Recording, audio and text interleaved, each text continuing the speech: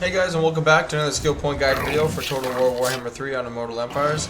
Today we'll be covering Durthu, and Durthu is really one of my favorite Wood Elf legendary lords. He's really powerful, and I mean, who doesn't like playing with the thematic Treeman and Isengard and Treebeard thematic armies, right? But anyway, let's just jump right in. To start off with, I do like to go down his blue line a little bit and just grab the ever-reaching tendrils for the campaign movement range. But then I like to go down his magic line a little bit. I don't go all the way down his magic line. It's not the greatest. It's beast magic, but I do like to make him a little tankier as well. And even though early on you will have access to life magic, Awakening on the Wood just doesn't do as much damage, in my opinion, early on, especially in terms of getting the AI to blob up as much. I just prefer Flock of Doom. So especially getting the passive ability Wild Heart, I really like that. So just getting Wild Heart and Flock of Doom, really good start, just to give him more damage potential. And then I do like to go down his red line a little bit, after going down briefly his magic line and just buffing the Ancient Bark, which will give armor and physical resistance for your treekin and treeman units, as well as the Piercing Thorns for your melee attack and weapon strength for your Dryads. Dryads are a little more tankier now in the game. They hold their own quite a bit more. They got magical attack, they got more physical resistance, they got Vanguard deployment. Really useful units to use more often now than they were in Warhammer 2. Now, as you're going down the red line, I do like to complete it, get the Forest Roar and Stand Your Ground, but then I really like to grab the Skewing Branch and the Skin of the Woods. The 20% ward save for Treekin make them insanely powerful. Once they get to the higher tier and they get even more missile resistance, regular missiles are almost completely negated by Treekin units between their ward save, their physical resistance, and then the 30% missile resistance that they have. They'll be at like 76% ward, like missile resistance against regular missiles. So they're just not taking that much damage since they're really slow. They have they'll end up getting a lot of melee defense, good amount of weapon strength. They're just going to become really tanky, which will allow, Durthu to do some more spell casting, or your life spell singer, or whoever's doing the bulk of the damage dealing for you. Just gives them more time to do so in your battle. So I really like to grab that and make them tankier in your campaigns. Now after that, going down the red line, I like to go down a special skill line a little bit. The Lamentation of Despairs, it's a good bound ability. He can use it infinitely, and getting a good cast on it can get you a good amount of kills and damage as well. And then going down the rest of his special skill line here, there are a few things I don't really worry about getting, like the Rage of Kronos or the Awakening of the Woods. It's just not that, like, the AI just never takes attrition to a extent that's going to mean anything, so I don't worry about it, really. Bull Warden is pretty good.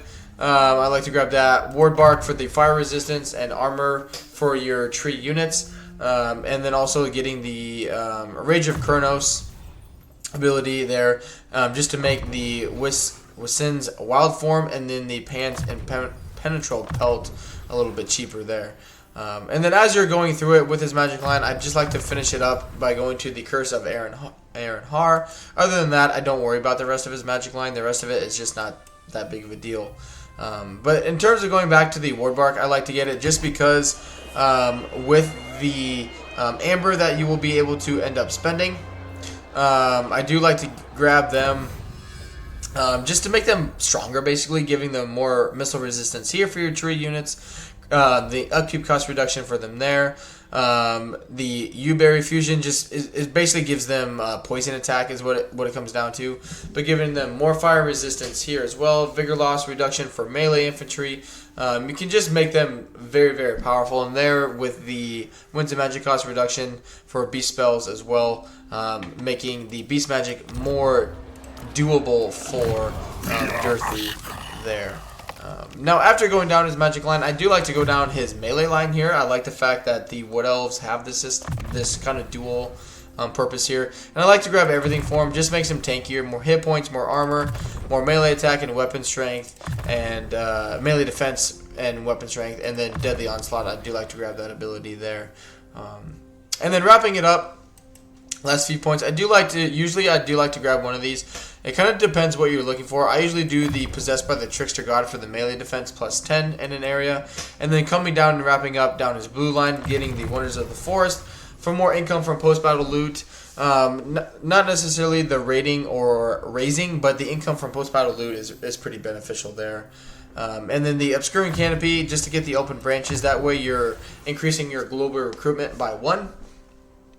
Really useful to grab that. And then your last 6 points, I usually do Swift Fingers, and Quartermaster, just to make my army cheaper, and also to give myself a higher magic item drop chance and a higher chance of stealing magic items from the enemy. Now I know there's a lot of things you could do differently here. I know, that it's kind of up for a lot of interpretation with him, because there are a lot of things you can focus on. But that is how I personally like to level up Durthu. I know, you could end up getting the Home Amongst the Bows and getting that extra upkeep cost reduction and campaign movement range instead of Swift Fingers.